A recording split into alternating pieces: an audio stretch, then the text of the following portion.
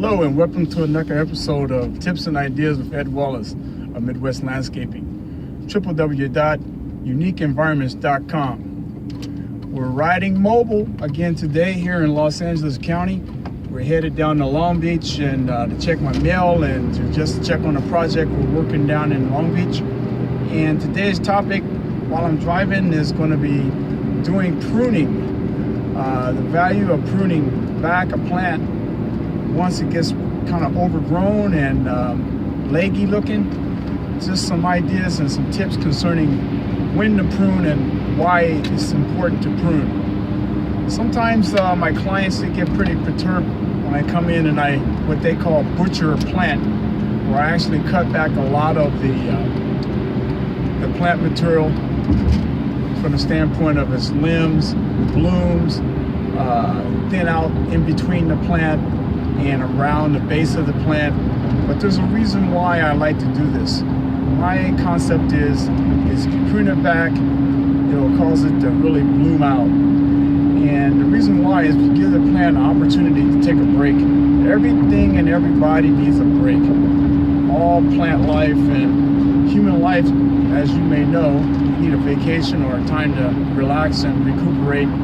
Or plants need that same type of thing also. Plants and trees, they need to take a break, and it needs some thinning or what I would call a haircut every now and then to help freshen up their look and to give them their health a little bit better vigor. The reasoning behind that is that when you allow the plants to grow here in Southern California, to take roses for instance, you can let roses grow pretty much year-round down here in Southern California, and you will have blooms throughout the year, pretty much. Here, this time of year, this is February. It's pretty cold. It's been raining quite a bit, so you don't have as much blooms as normal, because this weather that we're having now is kind of not typical. It's not normal. We hadn't had rain like this in the past 4 or 5 years. We've been getting rain pretty consistently every week now for a couple of days at a time, and the weather's been pretty cool. It's like 63 right now, but some of these days are like in the 50s and 60s, and the evenings are in the 50s and 60s, so it's still what I would consider cool for Southern California.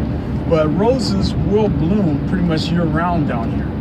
And so you have some properties where you have roses, iceberg roses or flabunda roses that are blooming and looking pretty decent this time of year. And to go in and do a prune back would be kind of detrimental to some clients' perspective, because they say, hey, you know, it's doing really nice, look at my flowers, blah, blah, blah.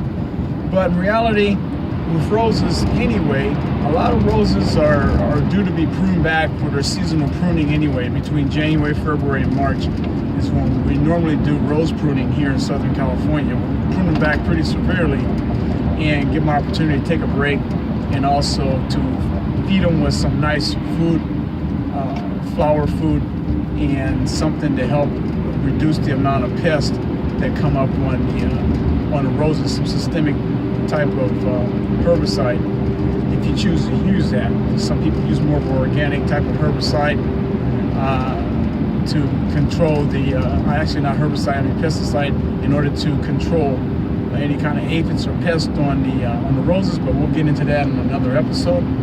But from the standpoint of pruning back the roses, it's a good idea to do that. And pruning back other plant material, it's good to give them a break. Prune it back to the terminal bud, clean them out, cut a lot of the dead wood off of the ends. You can look at a shrub and tell when it's getting a little bit too leggy or when it's shabby looking. And it takes time to go in and what I would call strategically prune out crossing limbs, dead limbs, broken, otherwise overbearing limbs that are unsightly and plus unhealthy from the standpoint of the plant being too congested, especially around the base and in the midsection of the plant. You're talking about shrubs. I like to keep those areas open and allow air to flow through and allow sunlight to get down to the plant, to the crown or the base of the plant, and in through out the system or the body of the plant. I like to be able to prune it in such a way that we allow sunlight in there, because by allowing that sunlight in, it you're able to get energy into the core of the plant and stimulate new growth on those limbs that you prune back. And also from the standpoint of down below on the crown area or the base of the plant, you're able to keep that clear, because there's a lot of pests that like to hide out up under the dander and underneath the litter from dead leaves and whatever that's falling from the plants. And so a lot of pests are soil borne anyway, and so they harbor themselves ants and different types of bugs that are detrimental to the health of the plant, especially ants, because they move the aphids around on the plant. They like to live right up under the base of the plant because it's kind of like they have their own hotel there. So by clearing out that certain amount of litter and opening up that area where some sunlight and air can get down in there, you're able to help reduce anaerobic fungus situations where you can get fungus problems from the plant being too wet, and around the base of the plant is getting like root rot when it's a little bit too much water or excessive water that stands and sits around the base of the plant. And also there's other funguses that can be born from the decomposition of some of the leaves. If it's too much plant dander, it could be detrimental. A little bit is fine, too much is way too much for the health of the plant. But by clearing out those base areas and also thinning out the limbs and the interior body of the plant, you're able to get air and sunlight in and help. And also from pruning back the plants, you're able to force the plant to shut itself down and to reproduce more energy to produce new limbs and new bulbs, new flowers and new blooms. So sometimes when I prune it back, you may not see anything happening to the plant for at least a month, 2 months. Within a 2-month time span, 60 days, you start noticing where those pruning cuts have taken place. Usually the branches split out, and you have more branches, and produces more blooms. It's just a fact that when you prune back, you're able to gain more, because it forces the plant to shut down, and when it does produce, it produces more. So less is more in this situation, in this case. But I encourage you to prune back your plant material when it seems like it's getting too leggy, and just bite the bullet when it comes to losing your blooms for a while on some of your plants. Hey, they'll come back and they'll respond well. Don't go crazy and just prune it where you just butcher it, really butcher it.